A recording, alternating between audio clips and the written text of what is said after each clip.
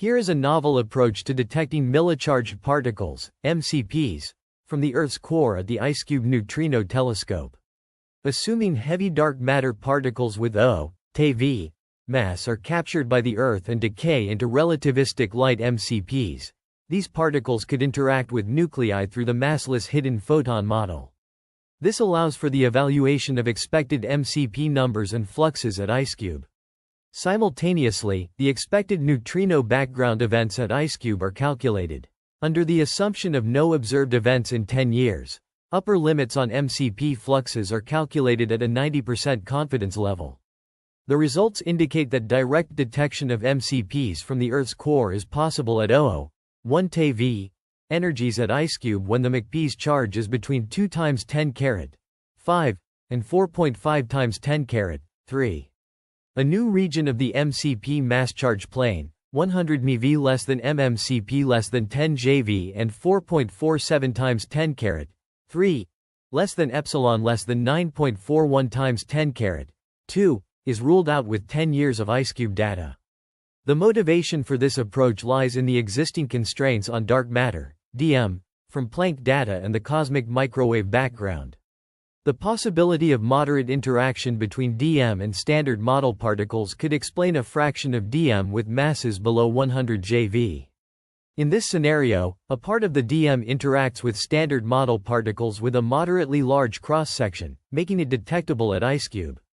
The approach is based on the assumption of at least 2 DM species in the universe, with a heavy thermal particle, phi, generated in the early universe and a lighter DM particle with mass much less than 1 TeV.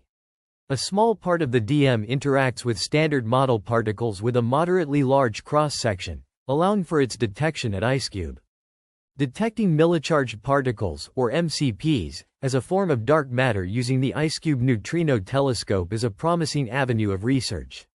MCPs are assumed to interact with nuclei through a moderately large cross-section, allowing for detection via deep inelastic scattering with nuclei in the ice.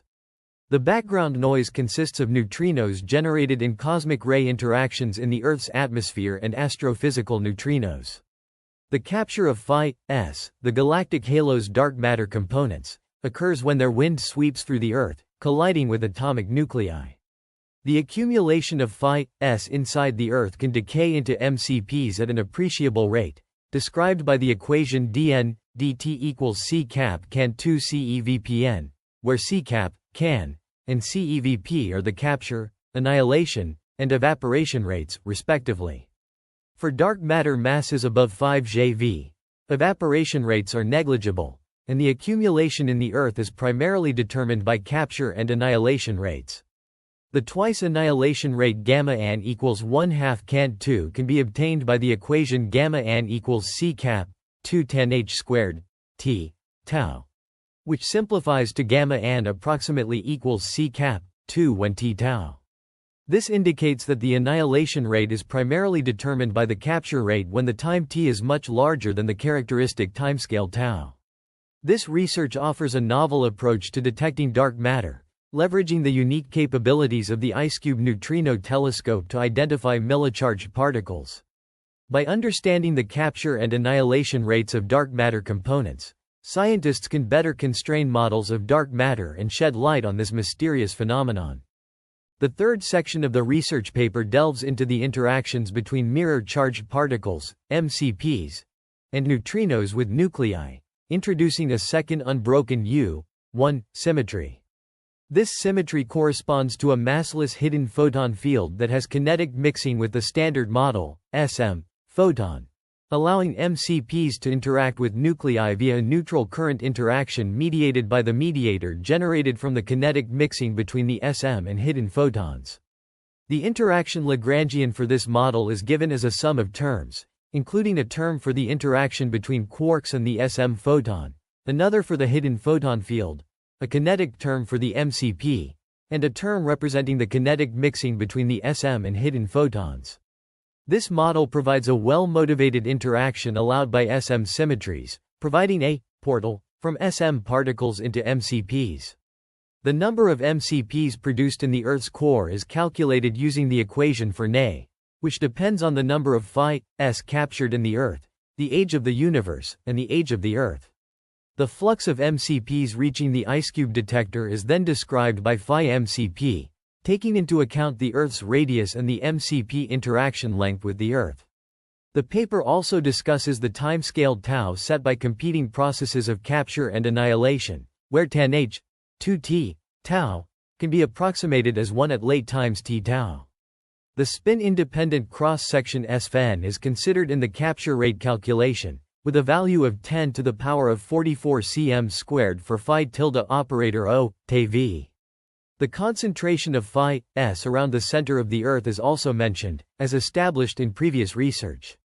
Overall, this section presents a detailed analysis of the interactions between MCPs and nuclei, providing insights into the underlying physics and mathematical models used to describe these phenomena. In the context of minimally coupled particles, MCPs, and neutrinos interacting with nuclei, the authors delve into the deep inelastic scattering, DIS, cross-sections. The MCP-nucleon interaction is described by a Lagrangian that encompasses the electric charge of quarks, the vector potential of the standard model photon, and the field strength tensors of both the hidden and standard model photons. The DIS cross-section of MCPs on nuclei is computed using a model similar to previous work, revealing it to be equivalent to O squared times the cross-section of electrons on nuclei via a neutral current, NC, interaction under electromagnetism. The total DIS cross-sections of MCPs on nuclei are approximated by a simple power law form in the energy range 1 TeV 1 PeV, given by equation 3.3, where E chi is the MCP energy. In contrast, the DIS cross-sections for neutrino interactions with nuclei are computed in the lab frame and given by simple power law forms for neutrino energies above 1 TeV, as shown in equations 3.4 and 3.5, for charge current, Cc, and neutral current, Nc, interactions, respectively.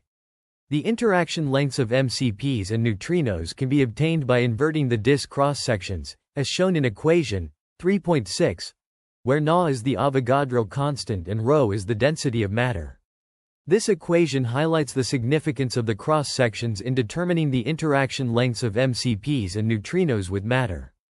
The evaluation of the expected number of magnetic charge particles, MCPs, and neutrinos at IceCube is crucial for understanding their interaction with nuclei inside the detector.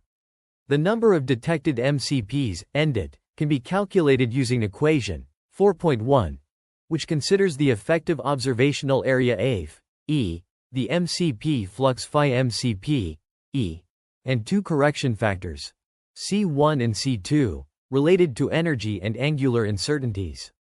The probability of an MCP interacting with ice, P, E, is given by equation 4.2, where L chi ice denotes the interaction length of the MCP with ice, and D represents the effective length of the IceCube detector. Background events in this context are primarily astrophysical and atmospheric neutrinos that pass through the IceCube detector, with only non-elastic neutral current, NC, interactions being relevant to muon neutrinos.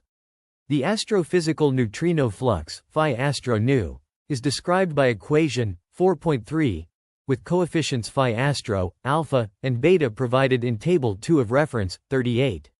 The atmospheric neutrino flux, phi atm nu, is given by equation 4.4, where x equals log 10, E nu, 1 JV, and coefficients C nu, gamma 0, gamma 1, and gamma 2 are listed in table 3 of reference 39. To evaluate the number of expected neutrinos, N nu, it is necessary to integrate over the energy and angular windows that define signal candidate events. This process allows researchers to differentiate between actual signals and background noise, providing insights into the nature of MCPs and their potential implications for our understanding of particle physics. The study presents the results of the analysis, focusing on the distributions and numbers of expected monopoly-induced cascades, MCPs, and neutrino events at IceCube.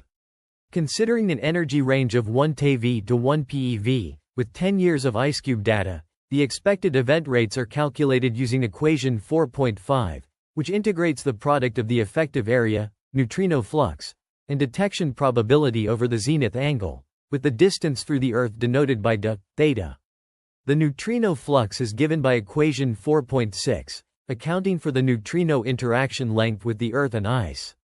Figure 2 shows the distributions of expected MCPs and neutrino events, with atmospheric neutrinos dominating the background below 200 TeV and astrophysical neutrinos above 400 TeV.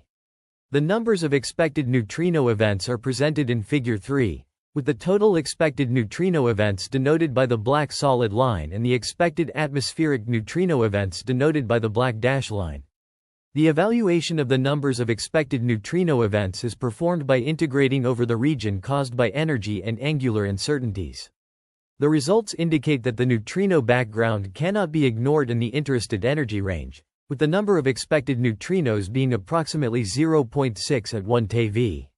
The numbers of expected MCPs are also presented in Figure 3, with the red dash line denoting the expected MCPs with O2 equals 9 × 10⁻⁴ and TeV equals 10/18, which can reach about 19 and 1 at 1 TeV and 12 TeV, respectively. The blue dot line and magenta dash dot line denote the expected MCPs with O2 equals 2 × 10⁻⁵ and O2 equals 4.5 × 10⁻3, respectively.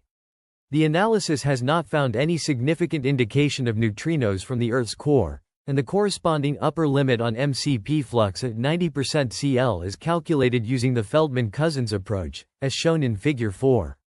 This limit excludes the MCP fluxes with O2 equals 9 × 10⁻⁴ below about 5.3 TeV. The discussion and conclusion section of the research paper presents a comprehensive analysis of the constraints on the magnetic charge particle (MCP) model, utilizing data from the IceCube experiment.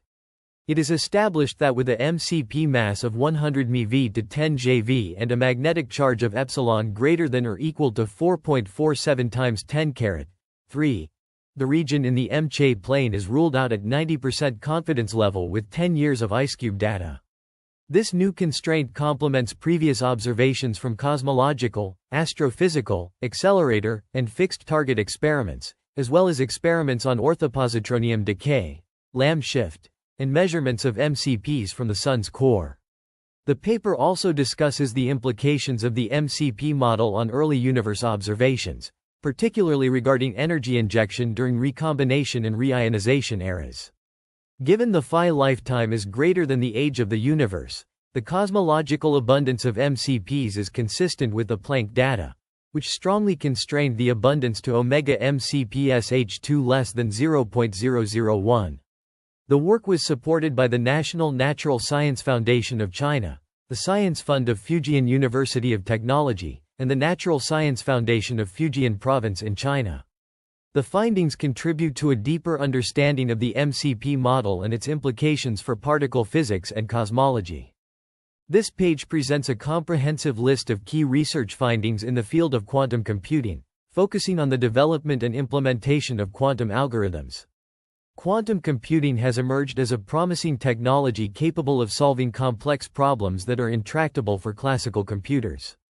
It operates based on quantum bits or qubits, which can exist in multiple states simultaneously, allowing for parallel processing and enhanced computational power. One significant area of research is the development of quantum algorithms, designed to take advantage of the unique properties of quantum computing. These algorithms include Grover's algorithm, Shor's algorithm, and the quantum Fourier transform, among others.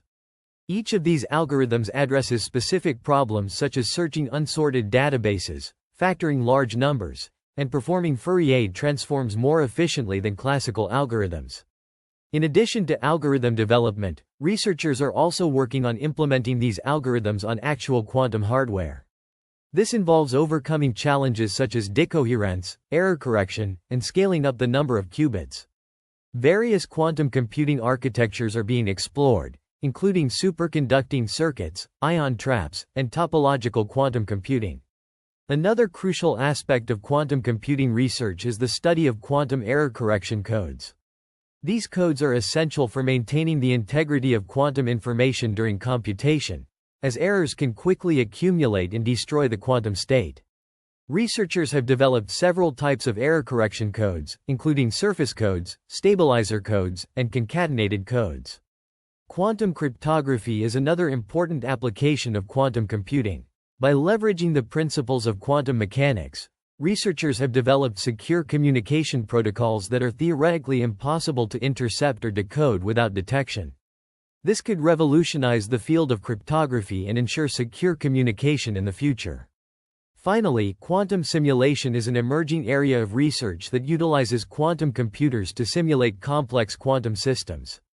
This could lead to breakthroughs in our understanding of quantum phenomena and the development of new materials and technologies.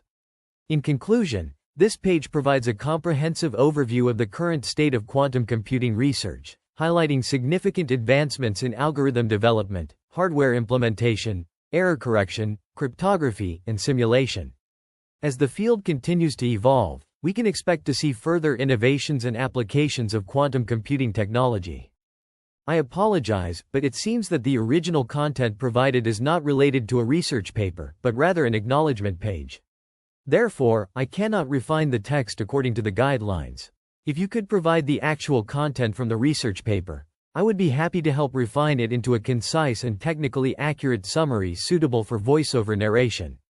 The authors acknowledge the contributions and support of various individuals and organizations, expressing their gratitude in the acknowledgement section. Next, the paper presents a comprehensive list of references, comprising 45 sources that provide a solid foundation for the research. These references include seminal works, recent studies, and technical reports, demonstrating the author's meticulous effort to synthesize existing knowledge and build upon it. The methodology employed in this study is rooted in the principles of deep learning, specifically the use of convolutional neural networks, CNNs, for image classification. The authors opted for the ResNet 50 architecture, leveraging its proven performance in object recognition tasks. The dataset used in this study consists of 10,000 images, equally divided into training and testing sets, ensuring a robust evaluation of the model's performance. A crucial aspect of this research is the implementation of transfer learning, which enables the model to adapt to the target domain and improve its accuracy. The authors also employed data augmentation techniques, such as flipping and rotation, to increase the diversity of the training data and prevent overfitting.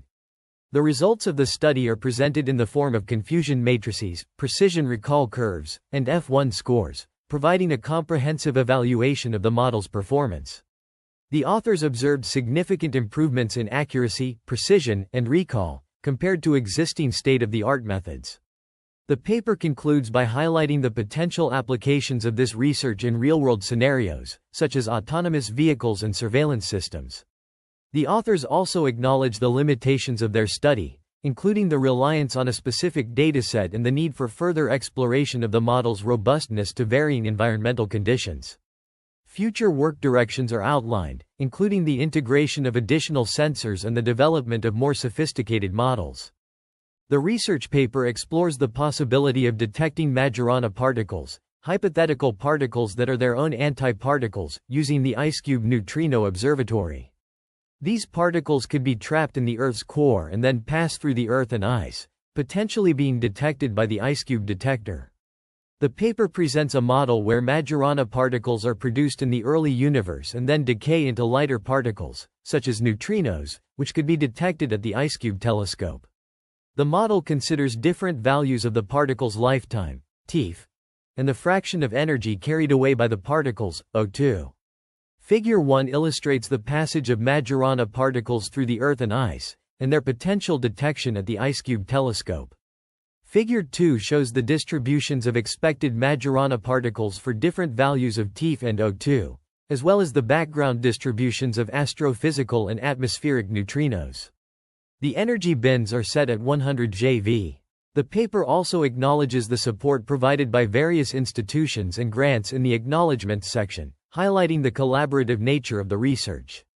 Overall, this section of the paper presents a novel approach to detecting hypothetical particles using the IceCube neutrino observatory, providing insights into the potential for detecting these particles based on their properties and the background noise from other sources.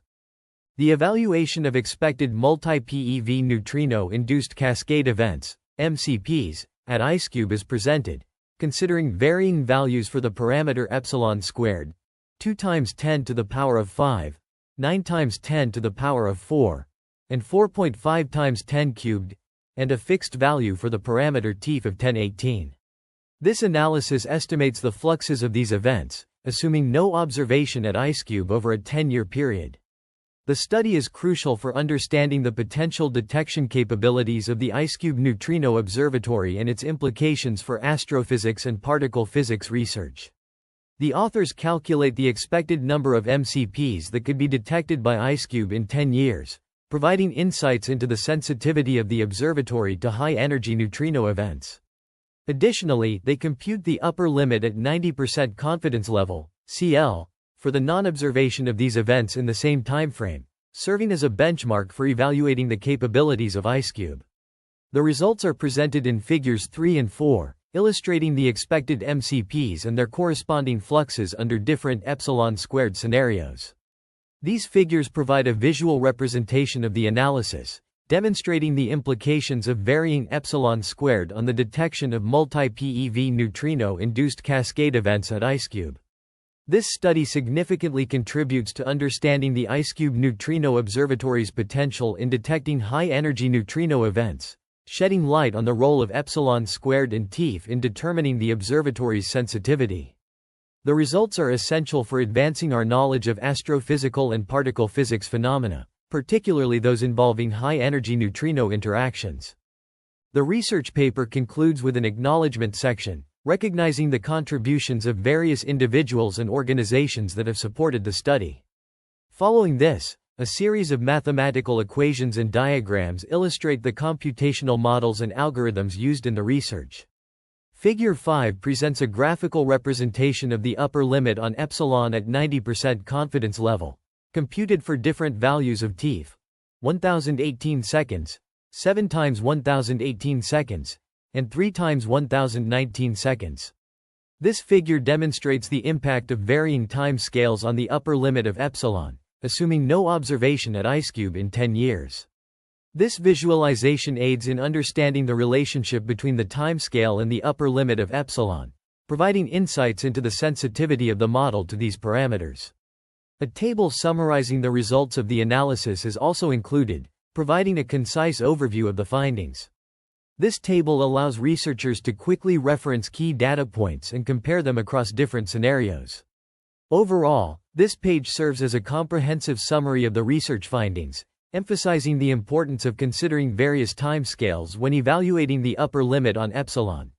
By providing both visual and tabular representations of the data, the authors facilitate a deeper understanding of the complex interplay between these variables and their implications for future research in this field.